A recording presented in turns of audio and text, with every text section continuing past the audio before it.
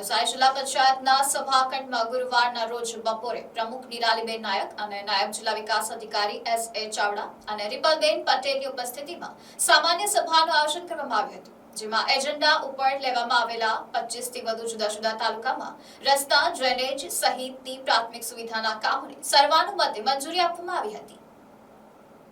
આ સભામાં શાસક પક્ષના સભ્યોએ પણ વહીવટી કામોને લગતા પ્રશ્નોની રજૂઆત કરી હતી, જ્યારે વિપક્ષના નેતા નિકુંજ ગાવિતે જિલ્લામાં ગત 23 અને 24 જુલાઈના રોજ ભારે વરસાદ અને નદીઓના પૂરથી થયેલા ખેતી અને આવાસોને થયેલા નુકસાન બાબતે ચાલી રહેલા સર્વેની કામગીરી ઝડપી પૂર્ણ અસરગ્રસ્તોને સહાય ચૂકવવામાં આવે તેવી માંગણી કરી હતી।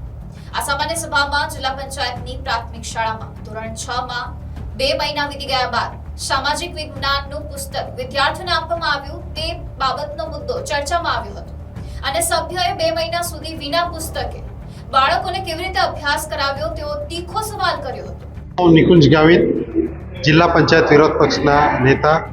આજે નવસારી જિલ્લા પંચાયતની સામાન્ય સભા હતી, તેમાં ઘણી બધી ચર્ચાઓ થઈ, ઘણી બધા સવાલ જવાબ પણ થયા, પણ થોડાક મને જે તે વિભાગના જવાબો થોડાક હાસ્યાસ્પદ લાગ્યા અને એટલી બધી ગંભીરતાથી નોંધ લે એવું મને નથી લાગતું।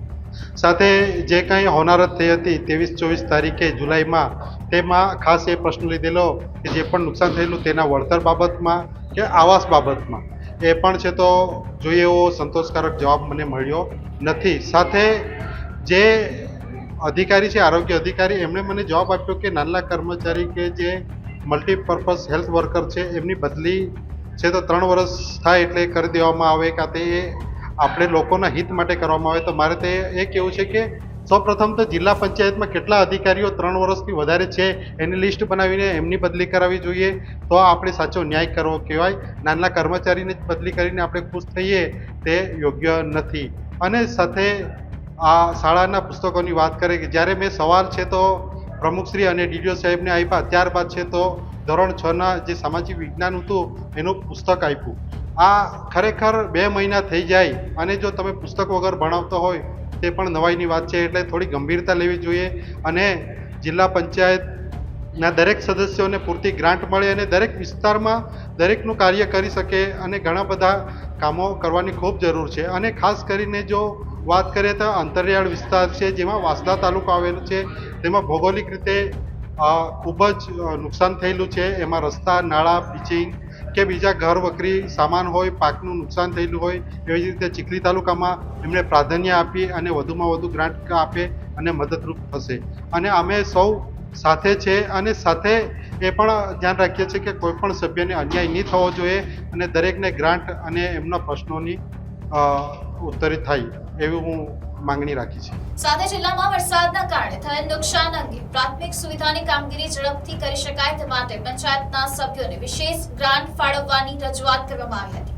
તેમજ ચોમાસા દરમિયાન જિલ્લાના ગ્રામીણ વિસ્તારના માર્ગો ઓવરટ્રેપિંગના કારણે બંધ કરવા પડે છે, જેનું કાયમી નિરાકરણ લાવવા માટે આવા માર્ગોને ઊંચા બનાવવાની માંગણી કરવામાં આવી હતી। આજની આ અમારી જે જિલ્લા પંચાયતની સામાન્ય સભામાં જેમાં રેલગ્રસ્ત થયું છે નવસારી જિલ્લામાં, જે રેલગ્રસ્ત વિસ્તારોમાં જે ગામડામાં જે નુકસાન થયું છે એમાં અમે આવાસ છે તે એનો આવાસમાં પણ અમે સર્વે કરીને તાત્કાલિક અમે એનું પુનઃ કરવાના છે। અને જે ગટર છે, રસ્તા પણ ઘણા તૂટી ગયેલા છે, તેનું પણ અમે જિલ્લા પંચાયતમાં બાંધકામ વિભાગમાં અને આરએનબીમાં જઈ વાત કરીને અમે રસ્તાનું પણ અમે સર્વે કરતા છે કે જ્યાં જ્યાં તૂટી ગયેલા તેનું પણ।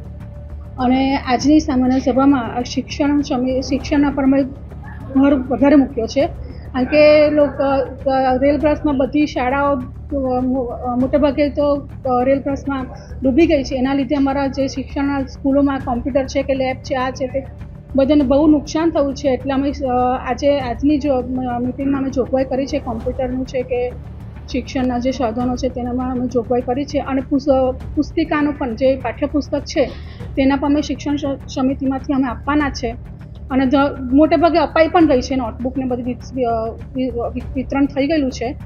અને બીજું ખાસ આજે અમે જિલ્લા પંચાયતમાં જે જોગવાઈ કરી છે કે 3 થી 6 વર્ષના બાળકોને જે જવાના 700 મીટર લંબાઈમાં જવા માટે જે ટ્રાન્સપોર્ટની સુવિધા અમે આજે ઉપલબ્ધ કરી છે કે એ લોકોને 700 મીટર ચાલીને જ નાનું છોકરું 3 થી 6 વર્ષનું બાળક જઈ નહીં શકે, એટલે આજે અમે આ નવસારી જિલ્લામાં આજે નવી જોગવાઈ કરી છે. જે આદિવાસીઓની જે જમીન જે ચર્ચા થઈ છે તેના માટે પણ અમે આજે ટૂંકમાં માહિતી આપું કે એમાં છે કે જે પોતાની જે 40 ગુંઠા જેવી છે તે પોતે રાખી શકે છે, બાકીને એ લોકો કરી શકે છે. Report NDC news Navsari.